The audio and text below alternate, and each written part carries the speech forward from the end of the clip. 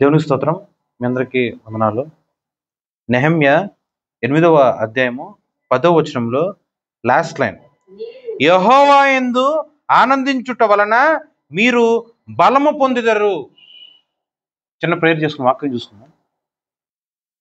స్తోత్రం నాయన, మహాగణుడ, మహోన్నతుడ, గడ్డి పరగతో సైతం నువ్వు మాట్లాడించగలిగిన సమర్థవంతుడు ప్రభు. నేనైతే గడ్డి కన్నా గాడిద కన్నా హీనంగా ఉన్నానయ్యా. ఈ వాక్యంలో నిగూఢమైన రహస్యములు తెలుసుకున్నట్లు మా అందరి యొక్క మనోనేత్రము మీరే తెరవండి ప్రభువా.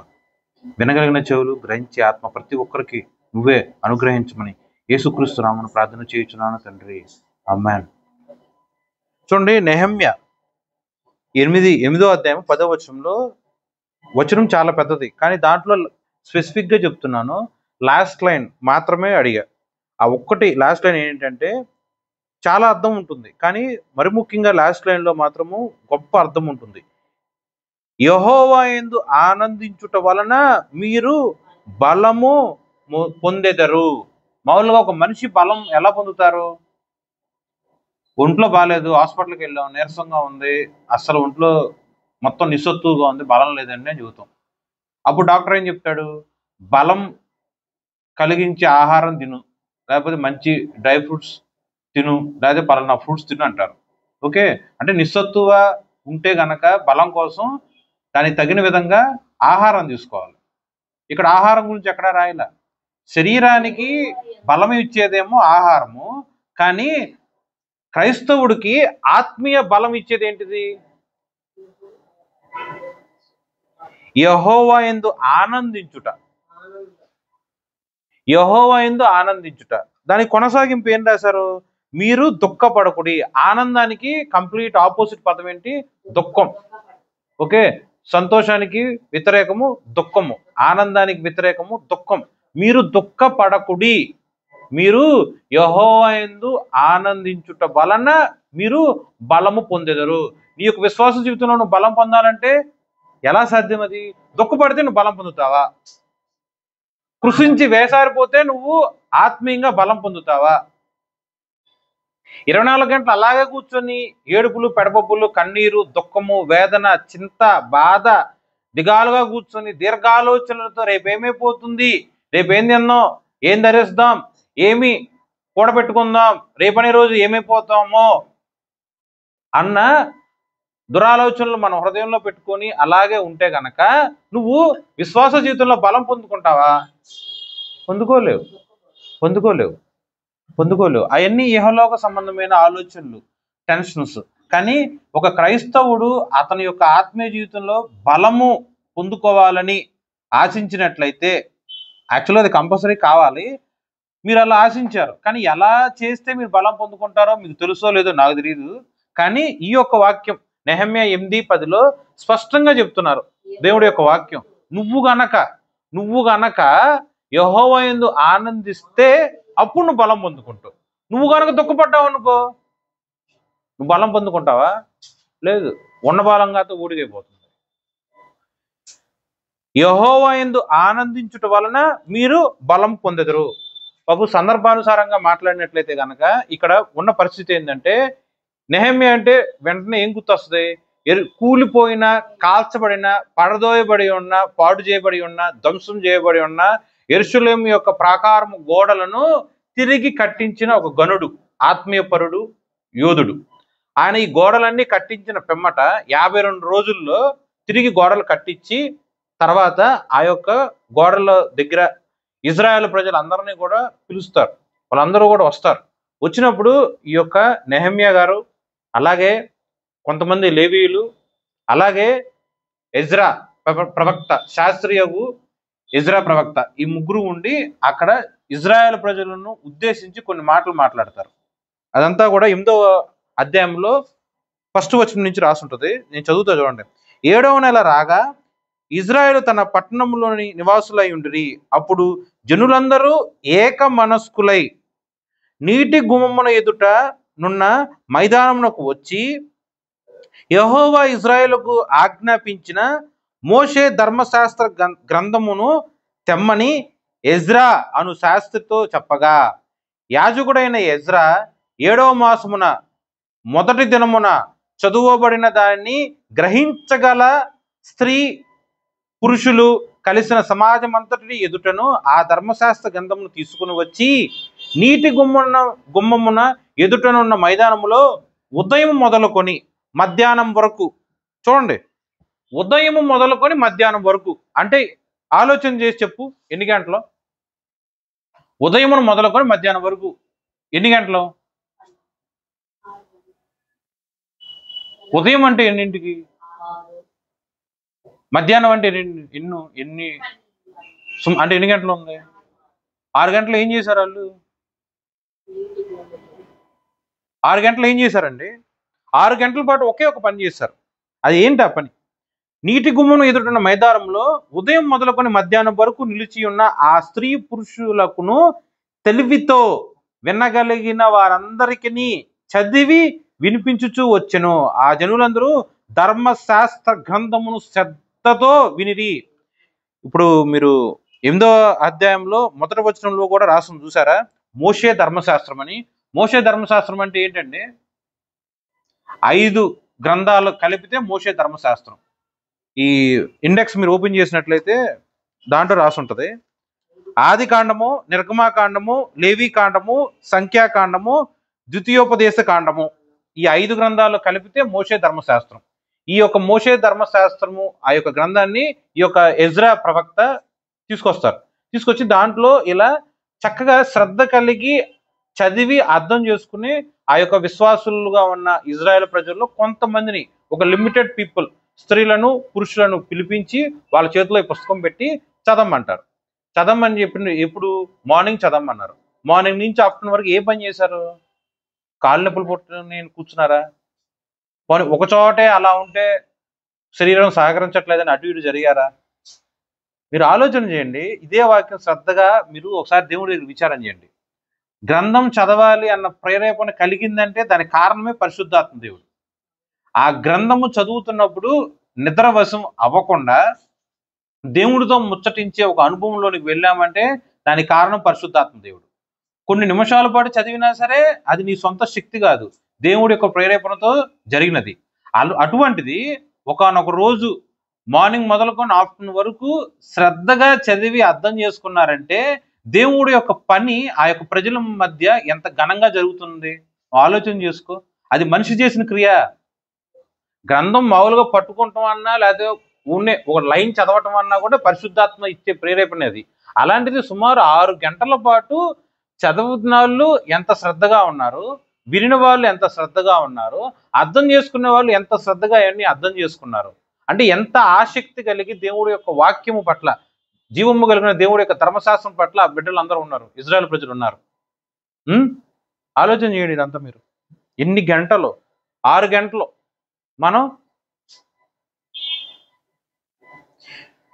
ఆ జనులందరూ ధర్మశాస్త్ర గ్రంథమును శ్రద్ధతో వినిరి. అంతటా శాస్త్రీయకు ఎజ్రా ఆ పని కొరకు కర్రతో చేయబడిన ఒక పీఠం మీద నిలువబడెను. మరియు అతని దగ్గర కుడిపార్శ్వమునందు మతిత్య, షెమ, అననయ, ఉరియా, హిల్కియా, మయేసియా అనువారును, అతని ఎదుట పార్శ్వమందు పెదయ, మిషాయేలు, మల్కియా, హుషేము, ఇలా రకరకాల పేర్లు అనువారు నిలిచి ఉండిరి. అప్పుడు ఎజ్రా అందరికంటే ఎత్తుగా నిలవబడి జనులందరూ చూచుచుండగా గ్రంథమును విప్పెను. విప్పగానే జనులందరూ నిలువబడిరి. ఎజ్రా మహాదేవుడైన యెహోవాను స్తుతింపగా జనులందరూ తమ చేతులెత్తి ఆమెన్ ఆమెన్ అని పలుకుచు నేలకు ముఖములు పంచుకొని యెహోవాకు నమస్కరించిరి. ఈ యొక్క 6వ వచనం మీరు ఒకసారి చూడండి. ఆ యొక్క ఎజ్రా ప్రవక్త గ్రంథం ఓపెన్ చేశారు. ఓకే, ఆయన ఏం మాట్లాడారు ఎజ్రా గారు? మీరు ఆలోచన చేయండి. ఆయన మాట్లాడిన పిమ్మట ఆ యొక్క వాక్యాన్ని విన్న ఇజ్రాయెల్ ప్రజలు ఎలాంటి రియాక్షన్ ఇచ్చారు? ఇంకా చూడండి. యెహోవాను స్తుతింపగా, ఒక ప్రవక్త గ్రంథము చేత పట్టుకొని దేవుడి యొక్క వాక్యాన్ని ప్రకటిస్తూ యెహోవాను స్తుతించిన పిమ్మట ఆ యొక్క వాక్యాన్ని విన్న ఇజ్రాయెల్ ప్రజలందరూ 3 పనులు చేశారు. మీకు అవసరం లేకపోతే ఇష్టం ఉంటే కనుక రాసుకోండి. ఒకటి ఫస్ట్ వన్ ఏంటంటే, జనులందరూ తమ చేతులెత్తి ఆమెన్ ఆమెన్ అని పలుకుచు కమ. రెండో పని, నేలకు ముఖములను పంచుకొని, నెక్స్ట్ యెహోవాకు నమస్కరించిరి. జనులు ఇలాగూ నిలువబడుచుండగా, ఇప్పుడు జనులు ఏం చేశారండి? చేతులు పైకెత్తడం అంటే అర్థం ఏంటి? నెక్స్ట్ ఆమెన్ ఆమెన్ అంటే అర్థం ఏంటి? నెక్స్ట్ తలలు వంచుకుంటాం అంటే అర్థం ఏంటి? ఆ నెక్స్ట్ నమస్కరించారు అంటే అర్థం ఏంటి? చేతులు పైకెత్తడం అంటే ప్రేయర్ చేయటం. ఆమెన్ ఆమెన్ అంటే దేవుణ్ణి స్తుతించడం. యేసుక్రీస్తు నామంలో, లేకపోతే దేవుడి యొక్క నామంలో, లేకపోతే పరిశుద్ధాత్మ నామంలో సమస్తము దేవుడు మన జీవితాల్లో ఫలించి వృద్ధి చేయును గాక అని. ఎటువంటి వాక్యం అయితే వాళ్ళు విన్నారో ఆ వాక్యం వాళ్ళ జీవితాల్లో ఫలించినట్లు యేసుక్రీస్తు నామంలో లేదా దేవుని యొక్క నామంలో అగును గాక. Amen amen. చేతులు ఇలా పైకెత్తి ప్రార్థన చేయటం. ఓకే, ప్రార్థన చేయటం. తలలు ఉంచుకోవటం. తలలు ఉంచుకోవటం అంటే వారి యొక్క అతిక్రమలను, వాళ్ళు చేసిన దోషములను, వారి యొక్క పాపములను దేవుడి దగ్గర ఒప్పుకొని రిపెంటెన్స్, పశ్చాత్తాపం కలిగిన హృదయంతో తలలు ఉంచుకొని, శిరస్సు ఉంచుకొని, నా కనులు ఎత్తి, నా తల ఎత్తి నిన్ను చూడటానికి కూడా నాకు ఎటువంటి యోగ్యత లేదు, నువ్వు నన్ను క్షమించవా అని దేవుడి దగ్గర వాళ్ళు సింబాలికల్ గా చెప్పటము. ఆ తర్వాత యెహోవాకు నమస్కరించిరి. చేతులు ఎత్తారు, మరి తీసుకొచ్చి ఎలా నమస్కరించారు చూడండి. ఒకే ఒక వాక్యము, జీవము కలిగిన దేవుడి యొక్క వాక్యము ఈ యొక్క ప్రవక్తగా ఉన్న ఎజ్రా ప్రకటించుచుండగా శ్రద్ధగా సుమారు 6 గంటల పాటు వాక్యం విన్న ఆ యొక్క ఇశ్రాయేలు ప్రజలు చేతులు ఆకాశము తట్టు ఎత్తి జీవము కలిగిన దేవుడికి స్తుతిస్తూ ఆమెన్ ఆమెన్ అని చెప్పి వారి యొక్క నీచమైన బుద్ధులు, పాపములు, అతిక్రమలు, వాక్యానికి వ్యతిరేకంగా ప్రవర్తించిన ప్రతి ఒక్క ప్రవర్తనను బట్టి పశ్చాత్తాప హృదయము కలిగి తలలు నేల మట్టుకు ఉంచుకొని, నీ సన్నిధిలో నిలబడటానికైనా మాకు ఎటువంటి అర్హత లేదు అని క్షమాపణ దేవుణ్ణి అర్థిస్తూ నమస్కరించి దేవుని యొక్క సన్నిధిలో ప్రార్థన చేయుచున్నారు. మరి దేవుడి యొక్క వాక్యము అక్కడ ఆ యొక్క సంఘటనలో ఎజ్రా ప్రకటించి ఉన్నారు, ప్రజలు అలా రియాక్ట్ అయ్యారు. అలాగే నీ యొక్క అనుదినంలో, ఓకే, వాక్యం అంటే ఏంటంటే ఆదివారం పూట పునరుద్ధాన దినం రోజు మాత్రం వచ్చి చర్చిలో కూర్చొని వాక్యం విని వెళ్ళిపోవటం మాత్రమే వాక్యం అంటే కాదు. అనుదినము దేవుడి యొక్క వాక్యము ధ్యానిస్తూ ఉండాలి. అలా ధ్యానించాలన్నా, అనుదినము దేవుడి యొక్క వాక్యం వినాలన్నా, అనుదినము దేవుడి యొక్క వాక్యము నువ్వు చదవాలన్నా సరే పరిశుద్ధాత్మ యొక్క నడిపింపు ఉంటేనే అది సాధ్యమవుతుంది తప్ప మనిషి వాడి యొక్క సొంత ఇష్టంతో చేయగలిగింది కానే కాదు. ఓకే, మనిషి తన యొక్క సొంత ఇష్టంతో ఏది కూడా దేవుడి యొక్క పని చేయలేడు. ఒకవేళ చెయ్యాలి అనుకున్నప్పుడు అనుకుంటారు, అది అనుకుంటాం వరకే ఉంటుంది కానీ క్రియ రూపంలో దాల్చదు. క్రియ రూపంలో దాల్చింది అనుకో పరిశుద్ధాత్మ సహాయం వరకే అది జరిగినట్టు. ఓకేనా? అనుకుంటాం, ఎవరన్నా అనుకుంటారు. మామూలుగా ఎలా లాభంగా చెప్పాలంటే మౌంట్ ఎవరెస్ట్ నేను ఎక్కేస్తా అని ఎవరన్నా అంటారు. అంత మాత్రం అందరూ ఎక్కేస్తారండి? పలానా కట్టడి నేను వెంటనే కట్టేయగలను అని నోటితో అనుకుంటానికి 1,000 మాటలు అనుకుంటాం, కానీ క్రియలతో కనపరచడమే గొప్ప పని. అలాగే నేను బైబిల్ చదివేస్తా, నేను రోజుకి పలానా గంటలు ప్రార్థన చేసుకుంటా, నేను రోజు పలానా అధ్యాయం చదువుతా, ఒక్క అధ్యాయం అన్న చదువుతా, ఒక్క వాక్యం అన్న చదువుతా అని హృదయంలో తీర్మానాలు తీసుకునే క్రైస్తవులు అబ్బో కోకొల్లలో. కానీ అది క్రియ రూపంలో, ఆచరణ రూపంలో పెట్టేవాళ్ళు మాత్రమే అతి కొద్ది మంది. దానికి కారణం కూడా ఆ మనిషి యొక్క ఘనత కాదు, క్రమశిక్షణ కాదు, పరిశుద్ధాత్మ యొక్క నడిపింపు చొప్పునే ఆ మనిషి ప్రార్థన చేశాడు, పరిశుద్ధాత్మ యొక్క నడిపింపు చొప్పునే ఆ మనిషి వాక్యం చదివాడు. అలా వాక్యం చదువుతూ ఉన్నప్పుడు, అలా వాక్యము వారి యొక్క చెవులు గుండా వెళ్ళి వాళ్ళ యొక్క హృదయంలో నాటుకొని విన్న పిమ్మట దేవుణ్ణి స్తుతిస్తూ ఉన్నారు. చేతులెత్తి దేవుడికి నైవేద్య బలులు అంటే దహన బలులు కాదు, వారి యొక్క హృదయమునే ఒక నైవేద్యంగా చేతులెత్తి దేవుణ్ణి గణపరుస్తూ ఉన్నారు. చేసిన పాపములను ఒప్పుకొని నన్ను క్షమించవా అని చెప్పి తలలు వంచి దేవుడి యొక్క సన్నిధిలో నమస్కరించి ప్రార్థన చేయుచూ ఉన్నారు. ఇలాంటి అనుభవం కూడా నువ్వు వెళ్తున్నావా? వాక్యం విన్నప్పుడు ఆ వాక్యానికి తగినట్టు మన యొక్క రియాక్షన్ ఇలా ఉండాలి. అలా ఉంటేనే అది పరిశుద్ధాత్మ యొక్క ప్రేరేపణ చొప్పున జరుగుతున్నట్టు. అలా వినకుండా నీ పనిలో నువ్వు చేస్తానే ఉంటావు, వాక్యం ఫోన్లో మోగుతానే ఉంటుంది, నీ పని నువ్వు చేసుకుంటానే ఉంటావు, వాక్యం పాస్టర్లు అవ్వచ్చు, ఇంకా దేవుడు అధికారం ఇచ్చిన వాళ్ళందరూ కూడా వాక్యం బోధిస్తూనే ఉంటారు. నువ్వు పని చేస్తూనే ఉంటావు. ఫోన్ కానీ మోగుతానే ఉంటుంది, ఇలా వాక్యం చెప్పే వాళ్ళు చెబుతూనే ఉంటారు, మనసులో ఉండదు. దానికి కారణం ఏంటి? దేవుడా కాదు, పరిశుద్ధాత్మ మీద నువ్వు గురి కలిగి బతకట్లా. జస్ట్ ఒక ప్రేరేపణ కాకుండా అనుకుంటున్నావు మనిషి రీత్యా, కానీ క్రియారూపంలో నువ్వు అది చేయట్లా. అది దాటి ముందుకు రా. పరిశుద్ధాత్మ దేవుడికి నీ యొక్క హృదయాన్ని, నీ యొక్క క్రియలను అప్పగిస్తే అప్పుడు దేవుడు నీ మీద అధిపతిగా, అధికారిగా ఉండి ఆయన నడిపిస్తాడు. ఓకేనా? 6వ వచనం వరకు చదివాను, అర్థమైందండి? 6వ వచనం వరకు చదివాను, తర్వాత కంటిన్యూ చేస్తాను చూడండి. 8వ వచనం నుంచి, ఇటువలనే వారు దేవుని గ్రంథమును స్పష్టముగా చదివి వినిపించి జనులు బాగుగా గ్రహించినట్లు దానికి అర్థము చెప్పిరి. జనులందరూ ధర్మశాస్త్ర గ్రంథపు మాటలు విని ఏడ్వ మొదలు పెట్టగా అధికారి అయిన నెహమ్యాయు, యాజకుడును శాస్త్రియు అగు ఎజ్రాయును జనులకు బోధించు లేవీయులను మాట్లాడుతున్నారు. ఏం మాట్లాడుతున్నారంటే జాగ్రత్తగా వినండి. మీరు దుఃఖపడవద్దు, మీరు ఏడవద్దు. ఈ దినము మీ దేవుడైన యెహోవాకు ప్రతిష్ఠిత దినమని జనులతో చెప్పిరి. మరియు అతడు వారితో ఇట్లనెను, పదండి, క్రొవ్విన మాంసమును భక్షించుడి, మధురమైన దానిని పానము చేయుడి. ఇది వరకు తమ కొరకు ఏమియు సిద్ధము చేసి కొనని వారికి వంతులు పంపించుడి. ఏలయనగా ఈ దినము మన ప్రభువునకు ప్రతిష్ఠిత మాయను. మీరు దుఃఖపడకుడి, యెహోవా యందు ఆనందించుట వలన మీరు బలము పొందెదరు. జనులందరూ ఆ యొక్క వాక్యం విని అలా ప్రేయర్ చేయటం అలా జరిగింది కదా. 6వ వచనం వరకు మీకు అర్థమైంది. ఆ తర్వాత జనులు ఏం చేస్తున్నారు? 9వ వచనంలో చూసారుగా మీరు, దుఃఖపడుతున్నారు, ఏడుస్తూ ఉన్నారు. ఓకే, జనులందరూ ధర్మశాస్త్ర గ్రంథం మాటలు విని ఏడవ మొదలు పెట్టగా అప్పుడు ముగ్గురు వచ్చి వాళ్ళు ఆ యొక్క ఏడుచుతున్న, దుఃఖపడుతున్న, బాధపడుతున్న ఇజ్రాయేల్ ప్రజలకు మాట్లాడుతున్నారు. ఆ ముగ్గురు ఎవరంటే, అధికారిగా ఉన్న నెహమ్యా, ప్రవక్తగా, దైవజనుడిగా, శాస్త్రిగా ఉన్న ఎజ్రా, దేవుని యొక్క వాక్యమును బోధిస్తూ దేవుడి యొక్క వాక్యాన్ని ఇజ్రాయేల్ ప్రజలకు చెప్పే యాజక వంశంలో ఉన్న లేవీయులు, ఆ ముగ్గురు వచ్చి ప్రజలతో మాట్లాడుతున్నారు. ఏం మాట్లాడుతున్నారు? మీరు ఏడవమాకండి, మీరు దుఃఖపడమాకండి. ఎందుకు? ఈరోజు దేవుడికి ప్రతిష్ఠించబడిన దినం. దేవుడు మనకు అప్పగించిన పని, ఈ యొక్క యెరూషలేము యొక్క గోడ నిర్మాణము అయిపోయింది, కార్యము అంతము అయిపోయింది. ఓకే, కార్యము అంతము అయిపోయింది.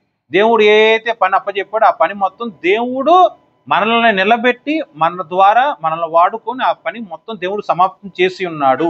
ఇది యెహోవా చేసిన ఘనకార్యము, ఇది యెహోవా ప్రతిష్ఠించిన దినము. కాబట్టి నువ్వు దుఃఖపడమాకు, కాబట్టి నువ్వు ఏడవమాకు, కాబట్టి నువ్వు అంగలార్చమాకు. యెహోవా సన్నిధిలో నువ్వు సంతోషించు, నువ్వు దుఃఖపడమాకు. క్రొవ్విన మాంసమును భుజించు, మధురమైన పానీయములను నువ్వు త్రాగు.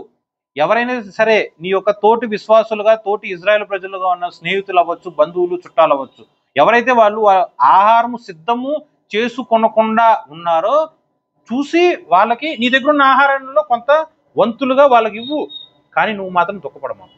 ఆనందించు ప్రభువునందు, ఎందుకంటే ఈరోజు యెహోవా ప్రతిష్ఠించిన దినం. ఓకేనా? అర్థమైందండి మీకు?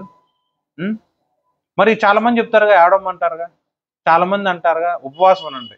ఇప్పుడు తిను తాగు అని ఇక్కడ స్పష్టంగా ఉంది, తినద్దు తాగొద్దు అంటే దాని అర్థం ఉపవాసమే కదా ఎక్కువ శాతం. అలా కూడా ఉంటారు. ప్రాబ్లం వచ్చినప్పుడు ఒక రోజు ప్రతిష్ఠించుకొని, ఉదాహరణకి ఈ యొక్క చర్చిలో శుక్రవారం అనుకుంటాం, కొంతమంది సంఘంలో సాటర్డే అనుకుంటారు, ఎవరు కుదిరినట్టు వాళ్ళు పెట్టుకుంటారు వారంలో ఒక రోజు ఉపవాసం అని. అలా కూడా నియమం ఉంది, ఉపవాసం ఉండాలి, ఆహారం పుచ్చుకోకూడదు, పానము పుచ్చుకోకూడదు, దేవుని యొక్క సన్నిధిలో ప్రార్థన చేసుకోవాలి. మరి దుఃఖపడండి, ఏడవండి, దేవుని యొక్క సన్నిధిలో దుఃఖపడండి అని కూడా కొన్ని గ్రంథాల్లో, కొత్త నిబంధనలలో కూడా రాస్తుంది. మరి దానికి ఇప్పుడు నేను చెప్పిన వాక్యానికి ఎక్కడ మ్యాచ్ అవ్వట్లేదుగా. ఇక్కడ ఈ వాక్యం ఏంటి? కొవ్విన మాంసం తిను, మధురమైన పానం తాగు, ఎవరైతే ఆహారం లేకుండా ఉన్నారో తోటి సహోదరులకి వాళ్ళకు కూడా నీ యొక్క ఆహారాన్ని పంచు, నువ్వు మాత్రం దుఃఖపడ మాకు, ఆనందించు అని వాక్యం స్పష్టంగా చెప్తుంది కదా. ఎక్కడ కాంట్రడిక్షన్ అవుతుంది? సి నేనేం మాట్లాడుతాను ప్రశ్న మీకు అర్థమవుతుందా? ఉమ్.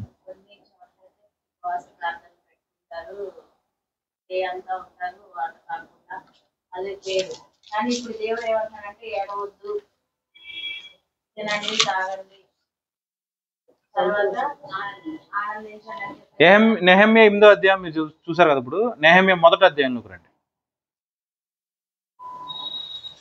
యాక్చువల్గా ఈ నెహెమ్యా గ్రంథం అంటే ఏంటండి అసలు? ఏంటి?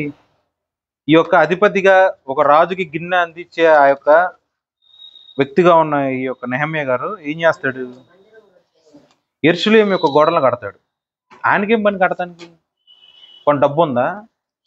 అధికారం ఉందా? మరి పోనీ ఏమన్నా టాపీ మేస్త్రా? కాదుగా. మరి ఇంటికి కట్టాడు. చూడండి, చాలా జాగ్రత్తగా పరిశీలన చేయండి. 1వ అధ్యాయంలో కాన్సెప్ట్కి ఇక్కడ 8వ అధ్యాయంలో కాన్సెప్ట్కి. ఇప్పుడు వరకు నీకు 8వ అధ్యాయంలో చదివినప్పుడు మోషే ధర్మశాస్త్రం గురించి మాట్లాడుకున్నాం.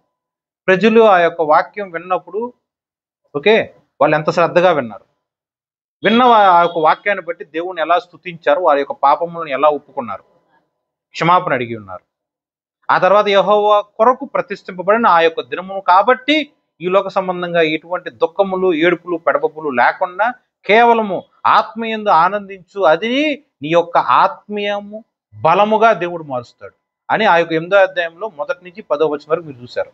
అదే నువ్వు మొట్టమొదటి అధ్యాయంలోనికి నెహెమ్యాలోనికి వచ్చినట్లయితే గనక కొంతమంది ప్రజలు వచ్చి నెహెమ్యాకి చెప్తా ఉంటారు, బాబు మన పూర్వీకులు మన పితరులు నివసించిన ఆ యొక్క యెరూషలేము దేశాన్ని, ఆ యొక్క ప్రాంతాన్ని మొత్తం కూడా తగలబెట్టేశారు, గోడలు పడగొట్టేశారు, కాల్చివేశారు. 1వ అధ్యాయం చూడండి, 3వ వచనం. చెరపట్టబడిన వారిలో శేషించిన వారు ఆ దేశములో బహుగా శ్రమను నిందను పొందుచూ ఉన్నారు, మరియు యెరూషలేము యొక్క ప్రాకారము ప్రాడద్రోయబడి ఉన్నది, దాని గుమ్మములను అగ్ని చేత కాల్చబడి ఉన్నది అని నాతో చెప్పిరి. ఆ మాటలు వినినప్పుడు నేను కూర్చుండి ఏడ్చి కొన్ని దినములు దుఃఖముతో ఉపవాసం ఉండి ఆకాశం మందుల దేవుని ఎదుట విజ్ఞాపన చేసి తిని. ఆ యొక్క 4వ వచనము మీరు అండర్లైన్ చేసుకోండి. ఆయన కొన్ని దినాలు దుఃఖపడ్డాడు, నెహెమ్యా గారు కూర్చుండిపోయాడు. అంటే ఏ పని చేయకుండా, పని చేయడానికి కూడా మనసు కలగకుండా ఉన్న చోటనే కూర్చుండిపోయి ఇదే పని ఏడవటం. ఎందుకు జరిగింది? వేరే పని చేయడానికి కూడా మనసు లగ్నం అవ్వట్ల. ఓకే, కొన్ని దినములు దుఃఖముతో. ఒకరోజు ఉపవాసం ఉన్నాడా? కాదండి.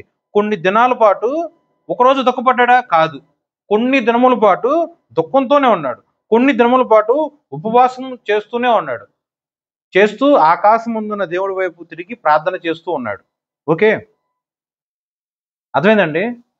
అలా ప్రార్థన చేస్తున్నప్పుడు తను ఆ యొక్క ప్రార్థనలో ఏం చెప్పాడు అనేది ఈ యొక్క 5వ వచనం స్టార్టింగ్ లో చూడండి. ఆకాశమందున్న దేవా యెహోవా, భయంకరుడైన గొప్ప దేవా, నిన్ను ప్రేమించి నీ ఆజ్ఞను అనుసరించి నడుచు వారికి కటాక్షించి వారితో నిబంధనను స్థిరపరచువాడా, నీ చెవియొగ్గి నీ నేత్రములు తెరిచి నీ సన్నిధిని దివారాత్రంలో నీ దాసులైన ఇజ్రాయేలు పక్షముగా నేను చేయు ప్రార్థన అంగీకరించుము. నీకు విరోధముగా పాపము చేసిన ఇజ్రాయేలు కుమారుల దోషమును నేను ఒప్పుకొనుచున్నాను. ఇదొకటి ఇంపార్టెంట్ థింగ్. దేవుడికి వ్యతిరేకంగా ఇజ్రాయేల్ ప్రజలు చేసిన దోషాలు, పాపాలన్నీ కూడా వారి ప్రజలు, పితరులు తరఫున ఈ యొక్క నెహెమ్యా గారు ఒప్పుకున్నారు. నేను నా తండ్రి ఇంటి వారును పాపం చేసి ఉన్నాము, నీ ఎదుట బహు అసహ్యముగా ప్రవర్తించాము, నీ సేవకుడైన మోషే చేత నీవు నియమించిన ఆజ్ఞలైనను కట్టడలైనను విధులైన మేము గైకొనకపోతిమి. 8వ వచనంలో కూడా మీరు మోషే ధర్మశాస్త్రం గురించి చూసారుగా. 8వ వచనంలో కూడా ఆ యొక్క ప్రవక్త ధర్మశాస్త్రం తెప్పించి కొంతమంది స్త్రీలు, పురుషులు చేత ఆ యొక్క గ్రంథం చదివినప్పుడు అందరూ విన్నారు. అదే 1వ అధ్యాయంలో స్పష్టంగా రాస్తుంది కదా, మోషే యొక్క ధర్మశాస్త్రం మేము వినలా, ఒకవేళ మేము విన్నా మేము పాటించాల, ఆజ్ఞలను మేము పాటించాల, ఆజ్ఞలను మేము వ్యతిరేకించి తృణీకరించి ఇష్టానుసారంగా ప్రవర్తించాం. మా పితరులు ప్రవర్తించారు, మా తండ్రి ప్రవర్తించాడు, నేను ప్రవర్తించా, తోటి సహోదరు అందరూ ప్రవర్తించారు. అందుకనే నేను దుఃఖపడి ఒప్పుకుంటున్నాను, క్షమాపణ నీ సన్నిధిలో నేను అడుక్కుంటున్నాను. అయితే మీరు నా వైపు తిరిగి నా ఆజ్ఞలను అనుసరించి నడిచిన ఎడల భూదిగంతముల వరకు మీరు తోయ వేయబడినను అక్కడి నుండి సహా మిమ్మల్ని కూర్చి నా నామమును ఉంచుటకు నేను ఏర్పరచుకున్న స్థలమునకు మిమ్మల్ని రప్పించిదనని నీవు సెలవిచ్చిదివి కదా. ఈ లైన్కి అర్థం చూడండి. ఈ లైన్కి అర్థం తెలుసా మీకు? చూడండి, యెరూషలేము దేశం మీద, ప్రాంతం మీద బబులోను దేశం మహారాజు వచ్చి దండెత్తుతాడు, యుద్ధానికి వస్తాడు. మొత్తం సొలొమోను కట్టిన ఆ యొక్క దేవుడి యొక్క ఆలయాన్ని కూల్చేస్తాడు. సొలొమోను కట్టిన ఆలయం ఎంత గొప్పది, ప్రపంచంలో చాలా పెద్ద గొప్పది. ఎందుకంటే దాంట్లో ఉన్న బంగారము, వెండి, వజ్రములు, ఆఖరికి ఇనుము, కల్ప, దేవదారు వృక్షములు, మ్రానులు ఎంతో అద్భుతం, మహాద్భుతంగా కట్టించి ఉన్నాడు. ఎన్నో సంవత్సరాల పాటు విచిత్రమైన వాటితో కూడా కట్టించి ఉన్నాడు. చాలా విశాలంగా, పెద్దగా, గొప్పగా ఉంటుంది. అలాంటి మందిరాన్ని కూడా కూల్చేశాడు బబులోను దేశం మహారాజు.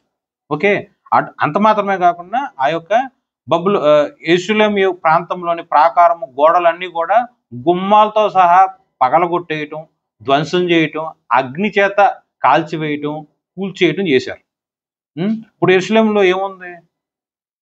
శిథిలావస్థితిలో ఉంది. దానికి కారణం ఏంటి? మోషే యొక్క ధర్మశాస్త్రమును మేము అనుసరించకుండా మా యొక్క పాపము, ఇచ్చకపు చేష్టల ప్రకారం మేము ప్రవర్తించాం, మమ్మల్ని క్షమించు, మా పితరులు చేసిన పాపాలు క్షమించు అని ఒప్పుకున్నాడు. అలాగే 9వ వచనంలో ఏం మాట్లాడాడు? మేము గనక ఒప్పుకొని, మా పాపములు ఒప్పుకొని తిరిగి జీవము కలిగిన దేవుడి యొక్క వాక్యానికి మా యొక్క హృదయాన్ని అప్పగించి దేవుడి వైపు మేము తిరిగి ఉంటే గనక, మేము బబులోను దేశంలో బందీగా ఉన్నా కూడా బబులోను దేశం దగ్గర నుంచి దేవుడు మమ్మల్ని తిరిగి ఆ యొక్క యెరూషలేము దేశంలోనికి దేవుడు తిరిగి మమ్మల్ని సమకూర్చుతాడు. పాడైపోయిన మా ఇల్లు, పాడైపోయిన మా యొక్క ప్రాంతం, పాడైపోయిన మా యొక్క గుడారములన్నీ కూడా దేవుడు తిరిగి కట్టిస్తాడు అని నెహమ్యా 1వ వచనంలో మాట్లాడా. అదంతా కూడా 8వ వచనంలో నెరవేర్పు జరిగింది. ఓకే, సో నీ జీవితం ఇలా కాల్చివేయబడి ఉన్న, గుమ్మముగా ఉన్న నీ యొక్క హృదయము, నీ యొక్క ఇల్లు, నీ యొక్క కాపురం, నీ యొక్క వ్యాపారం, నీ యొక్క ఉద్యోగం శిథిలావస్థితిలో ఉన్నా సరే, నువ్వు కనుక దేవుడి వైపు తిరిగి నువ్వు చేసిన ప్రతి ఒక్క పాపము, ప్రతి ఒక్క అతిక్రమం ఒప్పుకొని విడిచిపెట్టి పశ్చాత్తాపడినట్లయితే, దేవుడు ఎలా అయితే ఆ యొక్క ప్రాకారం గోడలను తిరిగి ఎలా అయితే కట్టించాడో, సొలొమోను చేత కట్టబడిన ఆ యొక్క మందిరం కూల్చబడినను యెరుబ్బయలు చేత దేవుడు తిరిగి ఎలా అయితే ఆ మందిరాన్ని కట్టించాడో, అలాగే దేవుడు నీ యొక్క జీవితాన్ని కడతాడు. మోషే యొక్క ధర్మశాస్త్రమును విని నువ్వు ఆచరించి నీ మనసు ఆయన వైపు తిప్పినట్లయితే, చూడండి, ఎన్నో సంవత్సరముల పాటు, సుమారు 150 సంవత్సరముల పాటు, అంటే ఈ యొక్క యెరూషలేమును మొత్తం కూల్చేసి 2 నుంచి 20 నుంచి 30 లక్షల ఇజ్రాయెల్ ప్రజల్ని బబులోను దేశంలో తీసుకుపోతాడు బబులోను దేశం యొక్క మహారాజు. అక్కడ కొద్ది సంవత్సరాల పాటు ఉన్న తర్వాత ఇంకేముంది? వాళ్ళ దగ్గర ఆస్తి లేదు, అధికారం లేదు, ఫిజికల్గా అంటే బాహుబలము అలాంటిది ఏమీ లేదు, యుద్ధ పరికరాలు లేవు. ఇలాంటి వాళ్ళు తీసుకొచ్చి ఇక నా మీద యుద్ధం చేసి నన్నేం గెలుస్తారు, వీళ్ళు నా దగ్గర ఉంటే ఏంటి, ఇన్కేస్ లేకపోయినా ఏంటి, వీళ్ళ ఇక నా దగ్గర బందీగా ఉన్న ఈ యొక్క ప్రజల ద్వారా నాకు ఇంకా ఉపయోగం ఏం లేదు, ఏదో చాకరీ చేయటం తప్ప నాకు ఇంకేం ఉపయోగం లేదు, పోనీలే వదిలేద్దాం, ఇన్నాళ్ళు నా దగ్గర ఉన్నారుగా, ఇప్పుడు వెళ్ళి వాళ్ళ సొంత ప్రదేశంలోకి వెళ్ళిపోతారు అని బబులోను దేశంలో ఉన్న మహారాజు 70 సంవత్సరాల పాటు బందీలుగా ఉంచుకున్న ఆ యొక్క ఇజ్రాయెల్ ప్రజల్ని తిరిగి యెరూషలేముకు పంపిస్తాడు.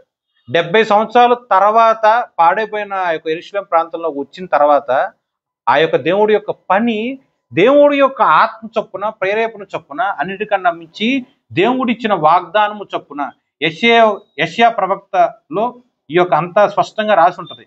ఎలా అయితే యెరూషలేము కూల్చబడుతుంది, ఎలా అయితే తిరిగి మళ్ళీ కట్టబడుతుంది అని ఆ యొక్క గ్రంథంలో లిఖింపబడి ఉన్నది. ఆ దేవుడి యొక్క వాగ్దానం నెరవేర్పు అగునట్లు తిరిగి ఆ యొక్క ప్రాకారం మొత్తం కూడా కట్టబడి ఉన్నది. ఓకే, 1వ అధ్యాయంలో ఎలా అయితే నెహమ్యా ప్రార్థన చేశాడో, దాన్ని 8వ అధ్యాయంలో చేసిన ఆ యొక్క సంఘటన ప్రార్థనను కూడా మీరు 2 కంపేర్ చేసుకోండి. కార్య ఆరంభం ముందు దుఃఖపడ్డాడు, ఏడ్చాడు, అంగలార్చాడు, ఉపవాసం ఉన్నాడు, దేవుడి వైపు కనులెత్తి దేవునికి సహాయం అడుగుతూనే ఉన్నాడు. ఆ యొక్క సహాయం మొత్తము స్వతంత్రించుకొని దేవుడు చేసిన వాగ్దానం ప్రకారం ఆ యొక్క మందిరము లేకపోతే ఆ యొక్క ప్రాకారము గోడలు అన్ని కట్టిన పిమ్మట ఇంకా దుఃఖపడాల్సిన అవసరమే ఉంది? ఆనందిస్తున్నారు. ఎందుకు? దేవుడి యొక్క వాగ్దానం స్వతంత్రించుకున్నారు. దేవుడు చెప్పిన ఆ యొక్క పని సంపూర్ణంగా జరిగించి ఉన్నారు. సో పని అయిపోయిన తర్వాత కొవ్విన మాంసం తిను, పని అయిపోయిన తర్వాత మధురమైన పానం చెయ్యి. నా ఉద్దేశం లోకంలో పడి తిను తాగు సుఖించి కాదండి. నువ్వు ఉపవాసం ఉండాల్సిన దినాలు కొన్ని ఉన్నాయి. అలాగే నువ్వు క్రీస్తులో ఆనందిస్తూ దేవుడిచ్చిన ఆ యొక్క మధురమైన ఆహారం పానం చేస్తూ భుజిస్తే రోజులు కూడా ఉన్నాయి. నీ యొక్క జీవితం 80 సంవత్సరాలు ఉంటే 80 సంవత్సరాలు ఉపవాసం ఉండమని కాదు బైబిల్ చెప్పేది. కానీ 80 సంవత్సరాలు తిను తాగు అని కూడా బైబిల్ చెప్పట్లా. ఓకే, ఒక సమస్య వచ్చినప్పుడు నువ్వు నిస్సహాయ స్థితిలో ఉన్నప్పుడు ఆ సమస్య గుండా వెళ్ళి ఎలా అయితే పరిష్కరించాలి అని దేవుడి యొక్క ఆలోచనలు తెలుసుకోవటానికి ఉపవాసం ఉండి అన్నపానములు మానేసి దేవుడి యొక్క సన్నిధిలో ఉండి ప్రార్థన చేస్తే దేవుడు నీకు మంచి పరిష్కారం చెప్తాడు. జ్ఞానయుక్తమైన మాటన ఆలోచన దేవుడు నీకు చెప్తాడు. ఆ పని యావత్తు వాక్యానుసారంగా సక్రమంగా జరిగి సమాప్తమయ్యి అపవాది మీద నువ్వు విజయం పొందుకున్న పిమ్మట దేవుడు యందు సంతోషిస్తూ దేవుడు నీకిచ్చిన ఈ యొక్క భూ ప్రపంచంలో ఉన్న మధురమైన ఆహారం నువ్వు తినాలి, పానం చెయ్యాలి. నాకు ఆకలిగా ఉందిగా, నాకు ఆహారం పెట్టవా అని పేతురు గారు అడిగినప్పుడు పరలోకం నుండి గొప్ప దుప్పట ఒకటి భూలోకంలోకి వచ్చే గొప్ప దర్శనం చూస్తాడు. దాంట్లో చతుష్పాద జంతువులు, ఆకాశము, భూమి, సముద్రంలో ఉన్న ప్రతి ఒక్క జంతువు దాంట్లో ఉంటుంది. ఏది కావాలంటే అది తీసుకొని భుజించు. అయ్యా నిషిద్ధమైన నేను ఎలా తింటానయ్యా అని పేతురు అంటాడు. అపవిత్రమైనవి నిషిద్ధమైనవి నేను నీకు ఇస్తానా అని తిరిగి దేవుడు క్వశ్చన్ చేస్తాడు. సో నీ యొక్క విశ్వాస జీవితంలో కూడా ఎప్పుడు ఉపవాసం ఉండాలో తెలుసుకో, అలాగే ఎప్పుడు భుజించాలో కూడా తెలుసుకో, ఎప్పుడు దేవుడి యొక్క సన్నిధిలో కనిపెట్టుకోవాలి. అలాగే దేవుడి యొక్క వాగ్దానం స్వతంత్రించుకున్న పిమ్మట యెహోవా నా జీవితంలో ప్రతిష్ఠించిన ఈ యొక్క దినము, వాగ్దానము నేను స్వతంత్రించుకున్న దినము అని ఆయన సన్నిధిలో ఉండి ఆనందిస్తూ ఇచ్చిన ఆహారము పానము నువ్వు భుజించు, తప్పేం లేదు. ఓకే, అర్థం చేసుకోండి. ఎప్పుడు ఉండాలి ఉపవాసం, ఎప్పుడు ఉండకూడదు. అలాగే ఎప్పుడు భుజించాలి, ఎప్పుడు భుజించకూడదు. 1వ అధ్యాయంలో మోషే యొక్క ధర్మశాస్త్రం మొత్తం వాళ్ళు అతిక్రమించి ఉన్నట్టు రాసింది. అలాగే 8వ అధ్యాయంలో మోషే యొక్క ధర్మశాస్త్రము మాట్లాడుతూ వివరిస్తూ ఉన్నప్పుడు 6-7 గంటల పాటు నిలబడి శ్రద్ధగా అందరూ వాక్యం విన్నారు. ఒకప్పుడు వ్యతిరేకించి ఉన్నారు, ఇప్పుడు విని దేవుని స్తుతిస్తూ ఉన్నారు. ఒకప్పుడు ఇష్టానుసారంగా ప్రవర్తించారు, ఇప్పుడు దేవుడి యొక్క వాక్యానికి లోబడి ఆమెన్ ఆమెన్ అని చెప్పి చేసిన అతిక్రమణను బట్టి తలంచుకుని పశ్చాత్తాపడుతున్నారు. ఆ మనిషిలో ఉన్న ఆ యొక్క పశ్చాత్తాపం నువ్వు గ్రహించు. ఓకే, అర్థమవుతుందా? ఒక సందర్భం ఉన్నప్పుడు దానికి ఉపవాసం ఎప్పుడు, ఆనందించటం ఎప్పుడు, అలా క్లియర్గా అర్థమైందా మీకు? అర్థమైందండి?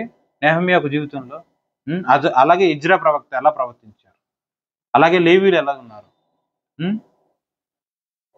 దీనికి రిలేటెడ్గా ఒక ఉపమానం చెప్తాను. మత్తయి సువార్త లేదండి, లూకా 15వ అధ్యాయం. దేవుడు ఒకే ఒక అర్థం, ఒకే ఒక ఆత్మీయ అర్థం కోసం 3 రకాల ఉపమానాలు మాట్లాడతాడు. అంటే ఎంత ఇంపార్టెంట్ అది. కంటెంట్ ఒకటే, దేవుడు నీకు చెప్పాలని ఉద్దేశించింది 15వ అధ్యాయం 15, లూకా 15. నేను చెప్తాను అనండి. దేవుడు నీకు ఏదో బోధించాలని ఉద్దేశించున్నారు, దేవుడు నీకు ఏం చెప్పాలని ఉద్దేశించున్నారో అది నీకు అర్థం అవటానికి ఒకే అర్థం 3 రకాల ఉపమానాలతో నీకు చెప్తున్నాడు. అర్థమైందండి? 3 ఉపమానములు మాత్రం 3, కానీ 3 మాత్రం సారాంశం ఒకటే. అంటే అది ఎంత అవసరమై ఉంటుంది, ఎంత ఇంపార్టెంట్ అయి ఉంటుంది. చూడండి అండి, లూకా 15:3 వచనం. మీలో ఏ మనుషునికైనా 100 గొర్రెలు కలిగి ఉండగా వాటిలో ఒకటి తప్పిపోయిన యెడల అతడు 99 అన్నిటినీ అడవిలో విడిచిపెట్టి తప్పిపోయినది దొరుకు వరకు దాన్ని వెతక వెళ్ళడా? అది దొరికినప్పుడు సంతోషంతో దాన్ని తన భుజముల మీద వేసుకుని ఇంటికి వచ్చి తన స్నేహితులను పొరుగువారిని పిలిచి మీరు నాతో కూడా సంతోషించుడి, తప్పిపోయిన గొర్రె దొరికినదని వారితో చెప్తుంది కదా. అందువలే మారి మనసు అక్కర్లేని 99 మంది నీతిమంతుల విషయమై సంతోషము కంటే మారు మనసు పొందు ఒక పాపి విషయమై పరలోకమందు ఎక్కువ సంతోషము కలుగును. ఇది మొదట ఉపమానం, మీ అందరికీ తెలుసుగా, చాలా రకాలుగా పాటల్లో రాసుంటుంది. ఆ పాటల్లో ఎలా రాసి ఉంటుంది? 100 గొర్రెలు ఉన్నాయి, ఒక గొర్రె తప్పిపోయింది.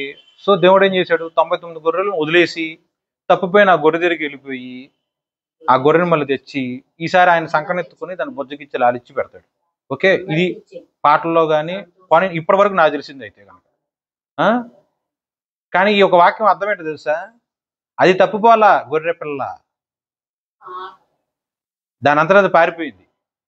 నా ఇష్టానుసారంగా నేను బ్రతుకుతా, నాకు స్వతంత్రం కావాలి, నేను దేవుళ్ళలో అమ్మో ఇరుకు మార్గంలో ఈ క్రమశిక్షణ కలిగిన ఈ యొక్క బ్రతుకులో ఈ యొక్క నిష్ఠగా ఉండాల్సిన దేవుడి యొక్క వాక్యంలో నా వల్ల కాదు, నేను లోకంలో బతుకుతా, బై బై అని చెప్పి ఆ ఒక్క గొర్రె పిల్ల వెళ్ళిపోయింది. ఓకే, వెళ్ళిపోయిన తర్వాత దేవుడు దానికోసం వెళ్ళాడు. వెళ్ళి అది రియలైజేషన్ అయింది దానికి, లోకంలో నేను బ్రతకలేను, ఇంకా పాపంలో నేను ఉండలేను అని పశ్చాత్తాపం కలిగి తిరిగి వచ్చింది. వచ్చినప్పుడు దేవుడు దాన్ని హక్కును తీసుకుని సంకటం పెట్టుకుంటాడు. అంటే మళ్ళీ రెండోసారి పారిపోకుండా ఉంటుంది కాబట్టి దేవుడు సంకటం పెట్టుకున్నాడు, అది కాదు అర్థం. తన తప్పు అది తెలుసుకొని పశ్చాత్తాపంతో మారు మనసు కలిగి ఎప్పుడైతే దేవుడి దగ్గరకు వచ్చిందో అప్పుడు దేవుడు దాని యొక్క పశ్చాత్తాపం చూసి ఆయన యొక్క ప్రేమను అలా ఎత్తుకునే రూపంలో అక్కడ మనకు వ్యక్తపరిచాడు. అలాగే మరి 99 గొర్రెలు లోకంలో కలిసిపోకుండా చక్కగా దేవుళ్ళలోనే బతుకుతున్నాయిగా, మరి వాళ్ళు వాటి చేసిన పని గొప్పది కాదా అని అనుకోవచ్చు. అనుకుంటారా? అనుకున్నారా ఎప్పుడైనా? ఒకటైతే తప్పిపోయి వెళ్ళిపోయింది ఇష్టానుసారంగా పోయి, మరి ఈ 99 వెళ్ళలేదుగా, పాపం దేవుడి దగ్గరే కూర్చున్నాయిగా. అంటే ఎంత భయం ఉన్నట్టు, ఎంత భక్తి ఉన్నట్టు, ఎంతగా దేవుడి యొక్క వాక్యం విన్నట్టు కదా. అదో అబద్ధం, ఆ అర్థం కూడా అబద్ధమే. తెలుసా అండి మీకు ఇది? మీరు ఆ వాక్యం జాగ్రత్తగా చూడండి. 7వ వచనంలో మారు మనసు అక్కరలేని, చూడండి ఎంత అర్థం ఉంటుందో మీరే జాగ్రత్తగా చదువుకోండి, మనసుతో చదవండి. మారు మనసు అక్కరలేని 99 మంది ఎవరళ్ళు? నీతిమంతులు. 99 నీతిమంతులు, అది కూడా మారు మనసు అక్కరలేని 99 నీతిమంతులు కన్నా కూడా మారు మనసు పొందు ఒక్క పాపి విషయమై, చూడండి 100 మందిలో ఎలా విభజన చేశారు చూడండి. 100 మందిలో 99 మంది నీతిమంతులు, ఒక్క పాపి. 99 మందికి మారు మనసు అక్కర్లేదు అంటున్నారు. ఈ ఒక్క పాపి మారు మనసు పొంది దేవుడి దగ్గరకు వచ్చింది. ఏంటి అర్థం? అంటే వీళ్ళందరూ ఆల్రెడీ నీతిమంతులు కదా బ్రదర్, సో వాళ్ళు మారు మనసు పొందాల్సిన అవసరం ఏంటి అని నువ్వు అనుకుంటున్నావా? తప్పు. ఎందుకంటే రోమియోల పత్రికల్లో అపోస్తలుడైన పౌలు గారు చెప్పారు, భూలోకంలో ఉన్న సర్వ జనాంగము ప్రతి ఒక్క మనిషి పాపి, ఒక్కడంటే ఒక్కడు కూడా నీతిమంతుడు లేడు. అందరూ వాక్యాన్ని వ్యతిరేకించి దేవుడికి హేయంగా పాపం చేసి అపవిత్రులైపోయారు. కాబట్టే రక్త ప్రోక్షణ జరిగి వాళ్ళందరూ కూడా పాపములో నుంచి విమోచింపబడి దేవుని యొక్క బిడ్డలుగా మార్చబడి ఉన్నారు. ఇప్పుడున్న ఈ యొక్క 99 మంది కూడా నేను నీతిమంతుణ్ణి, నాకు మారు మనసు అవసరంలా, నేను నీతిమంతుణ్ణి, నేను ప్రార్థన చేస్తే వావ్, నేను మొరపెడితే దేవుడే వచ్చి ఆశీర్వాదాలు ఇచ్చేస్తాడు, నాలో ఏ పాపం లేదు అని ఆత్మీయ గర్వం ఉన్నారు ఈ 99 మంది. దేవుడు ఆ 99 మంది బట్టి తను నీతిమంతులుగా ఎంచుకున్న ఆ యొక్క 99 మంది బట్టి దేవుడు ఎప్పుడూ సంతోషించడు. ఒకే ఒక్కరు, ఆ ఒక్కరు కూడా మారు మనసు పొంది నేను పాపినయ్యా అని వాళ్ళ యొక్క నిజ స్వరూపం తెలుసుకుని ఉన్నారు. కాబట్టి దేవుడు ఆ ఒక్క గొర్రె పిల్లను బట్టి సంతోషించి హత్తుకుని ఉన్నాడు. మరి నువ్వు 99 మంది లాగా ఉంటావా? ఆ ఒక్క గొర్రెలాగా ఉంటావా? 99 గొర్రెలు అంటే ఎంత ప్లేస్ ఆక్యుపై చేస్తుంది? ఒకే ఒక గొర్రె అంటే ఎంత ప్లేస్ ఆక్యుపై చేసేది? దూరం నుంచి చూసినప్పుడు కొత్త జనసమూహం వచ్చినప్పుడు ఎమ్మటే వచ్చి ఎవరి పక్షాన్ని నిలబడతారు? 2 గుంపులు ఉన్నాయి, ఒక గుంపులో 99 ఉన్నారు, ఒక గుంపులో ఒకే ఒక గొర్రె పిల్ల ఉంది. కొత్తగా వచ్చిన ప్రజలు వచ్చారు, అప్పుడు 99 వైపు వెళ్తారా? సింగిల్ గా ఒంటరిగా ఉన్న ఆ గొర్రె దగ్గరికి వెళ్తారా? నేనైతే జనసమూహం ఎటైతే ఉందో అటే వెళ్తాను, నా పోటాడు. కానీ దేవుడు ఏం ఆలోచిస్తాడు? దేవుడు అక్కడున్న సంఖ్యను చూడడం. ఆలోచించు, 99 సంఖ్య దేవుడేం పట్టించుకోడు, ఒక సంఖ్య అది కూడా దేవుడు చూడడం. ఎవరు పాపి అని మారు మనసు పొందారో వాళ్ళ వైపే దేవుడు చూస్తాడు. నాలో ఏ తప్పు లేదు, నేను పుణ్యాత్ముడిని, నేను ప్రార్థనాపరుడిని, నేను ప్రవక్తని, నేను ఆశీర్వదించబడిన వాడును అని తాను నీతిమంతులుగా, చూడండి, దేవుడు వాళ్ళని నీతిమంతులుగా ఎంచలేదు సుమి, తన్ను నీతిమంతులుగా ఎంచుకుని ఉన్నారు. కాబట్టి దేవుడు వాళ్ళ పట్ల ఎక్కడ సంతోషించాల. ఈ యొక్క 7వ వచనం నువ్వు జాగ్రత్తగా చూడు. ఆ ఒక్క పాపిని బట్టే దేవుడు సంతోషించున్నాడు తప్ప ఆ 99 నీతిమంతుల పట్ల దేవుడు సంతోషించాల. వాళ్ళు ఆల్రెడీ రక్షింపబడి ఉన్నారు కాబట్టి దేవుడు సంతోషించలేదు అని నువ్వు అనుకుంటున్నావేమో. కాదు, ఆత్మీయ గర్వంలో ఉన్నారు ఆ 99 మంది. ఓకే, సో సంఘంలో ఉంటూనే ఉంటారు, చర్చికి వస్తూనే ఉంటారు, వాక్యం చదువుతూనే ఉంటారు, ప్రార్థన చేస్తూనే ఉంటారు, కానీ నా అంతటోడు లేడు అని ఆత్మీయ గర్వంతో విరవిగితే దేవుడు వాళ్ళ పట్ల ఎప్పుడూ సంతోషించడు. సో దేవుడు ఎవరి పట్ల సంతోషిస్తాడు? మారు మనసు పొందుకొని తన యొక్క రియాలిటీ, అంటే నేను పాపిని, పరిశుద్ధాత్మ లేకపోతే నేను పాపమే, పరిశుద్ధాత్మ లేకపోతే నేను ప్రేయర్ చేయలేను, ప్రార్థన నాకు రాదు, పరిశుద్ధాత్మ లేకపోతే నేను బైబిల్ చదవలేను, ఆఫ్ కోర్స్ పరిశుద్ధాత్మ లేకపోతే నేను మందిరానికి కూడా రాలేను, దేవుడు ఆకర్షిస్తేనే నేను ఇక్కడికి వచ్చాను తప్ప నా సొంతంగా నేను రాలేదు అని ఎవడైతే అలాంటి ఆత్మీయ గ్రహింపు కలిగి తన యొక్క నిజ స్వరూపంగా ఉన్న ఆ పాపాన్ని గుర్తించి మారు మనసు పొంది దేవుడి తట్టు తిరుగుతాడో వాడి పట్ల దేవుడు సంతోషిస్తాడు. ఓకే, మారు మనసు అక్కర్లేని 99 మంది నీతిమంతుల విషయమై కలుగు సంతోషము కంటే మారు మనసు పొందు ఒక్క పాపి విషయమై పరలోకమందు ఎక్కువ సంతోషము కలుగును. మనిషి యొక్క చూపేమో సంఖ్య మీద ఉంటుంది, అంటే ఎంతమంది వస్తున్నారు, ఎంత సంపాదిస్తున్నారు, ఎంత బలం ఉంది, అది అని అది మనిషి యొక్క చూపు. కానీ దేవుడు చూపు అట్లా ఉండదు. ఒక్కడైనా సరే వాక్యంలో బ్రతికితే ఆ ఒక్కడిని బట్టే నేను పరలోకంలో సంతోషిస్తూ ఉంటా అని దేవుడే సాక్ష్యం ఇచ్చాడు. మనిషి ఇచ్చాడా అండి? ఈ ఫస్ట్ ఉపమానం అర్థమైందా? అర్థమైందండి. ఇప్పుడు రెండో ఉపమానంలోకి వద్దాం. అది 8-9 వచనం. ఏ స్త్రీకైనను 10 వెండి నాణెములు ఉండగా వాటిలో ఒక నాణెము పోగొట్టుకుంటే ఆమె దీపము వెలిగించి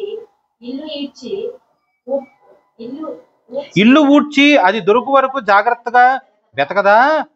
అది దొరికినప్పుడు తన చెలికెత్తలను పొరుగువారిని పిలిచి నాతో కూడా సంతోషించుడి, నేను పోగొట్టుకున్న నాణము దొరికినని వారితో చెప్పును కదా.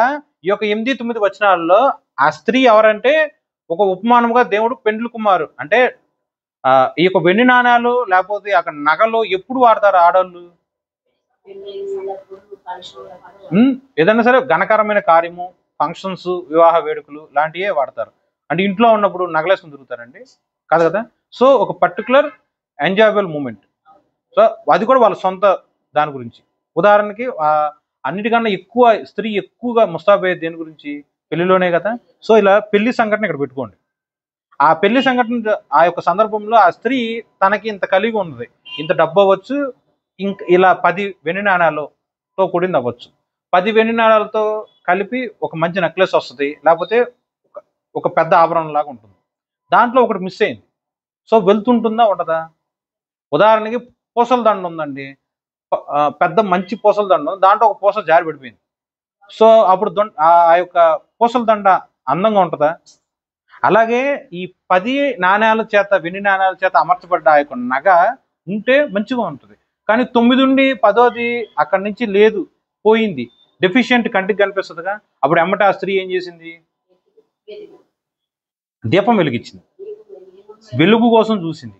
అంటే మామూలుగా వెతకటం వేరు, వెలుగు ఉంచుకొని వెతకటం అంటే ఇంకా బాగా కాషియస్గా, జాగ్రత్తగా, శ్రద్ధగా వెతికింది.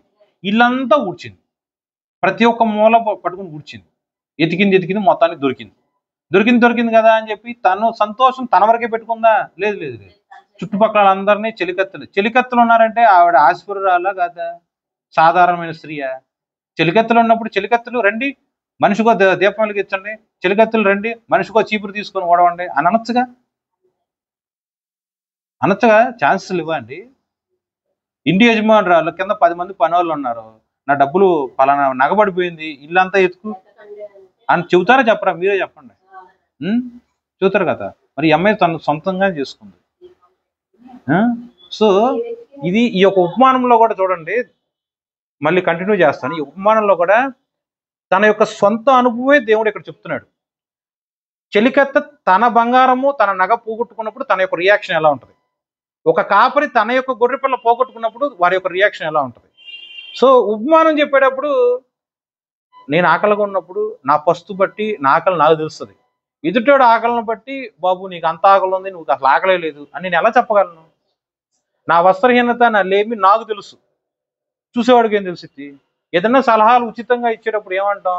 ఒరే నా పరిస్థితుల్లో నువ్వు ఉంటే నీకు తెలుస్తుందిలే, ఆడు కూర్చొని ఒడ్డును కూర్చున్నాడికి ఏం తెలుస్తుంది? నీటిలో మునిగినాడు బాధ కదా. అట్లాగే ఈ అమ్మాయి ఎంత ఘనవంతురాలు, ఆవిడ కింద ఎంత చెలికత్తెలు ఉన్నా సరే తను పోగొట్టుకున్న తన యొక్క సొంత ఆభరణము, సొంత వెండి ఆభరణాలు నాణ్యాలు బట్టి తనే వెతుక్కొని తనే సంపాదించుకొని దొరికిన పిమ్మట అప్పుడు తన యొక్క సంతోషము తన మటుకే కాకుండా చెలికత్తెలు అందరినీ పిలిచి చక్కగా చెప్పుకొని హ్యాపీగా ఫీల్ అయింది. నెక్స్ట్ ఉపమానం. అటువలే మారు మనసు పొందు ఒక పాపి విషయమై దేవుని దూతల ఎదుట సంతోషము కలుగును. ఓకే, ఒక్క పాపి మారు మనసు పొందితే ఎన్ని దేవదత్తులు ఉంటారు? దేవదత్తులు కూడా ఒకటే ఉంటాడు ఏంటి? దేవుని యొక్క దూత సైన్యం ఎంత? సైన్యములకు అధిపతి యెహోవా అను ఆ యొక్క పేరులో ఆ సైన్యం అంటే ఎవరు? దేవుని యొక్క దూతలు. ఎంతమంది ఉన్నారు? కోటాను కోట్ల దేవదూతలు. వాళ్ళందరూ నిరంతరము దేవుణ్ణి స్తుతిస్తూనే ఉన్నారు. వాళ్ళందరూ కూడా ఎలా అయితే దేవుణ్ణి స్తుతిస్తారో అటువలే మారు మనసు పొందిన